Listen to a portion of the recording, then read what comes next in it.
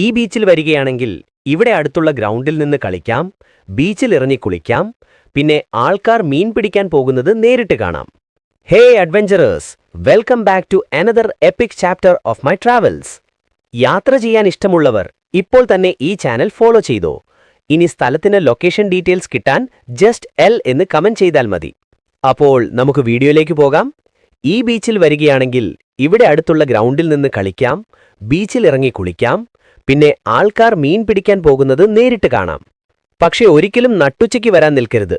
അഥവാ വരുന്നുണ്ടെങ്കിൽ ഒരു കുടയും കൂടി കൊണ്ടുവരിക. കാരണം നല്ലതുപോലെ കാറ്റുണ്ടെങ്കിലും ഇവിടുത്തെ വെയിൽ ഉച്ചയിലടിക്കും. ഞങ്ങൾ വരുന്ന സമയത്ത് ഇവിടെ കുറെ ആളുകൾ റീലൊക്കെ എടുക്കുന്നുണ്ട്. ഈ സ്ഥലം വരുന്നത് തിരുവനന്തപുരം അടിമനധുല ബീച്ചാണ്. ഇതിന്റെ ലൊക്കേഷൻ ഡീറ്റെയിൽസ് അടങ്ങിയ ലിങ്ക് ഞാൻ ബോക്സിൽ പിൻ ചെയ്തിട്ടുണ്ട്. എൽ എന്ന് കമന്റ് ചെയ്യുകയാണെങ്കിൽ ഞാൻ DM-ൽ അയക്കാം. അപ്പോൾ എല്ലാം പറഞ്ഞതുപോലെ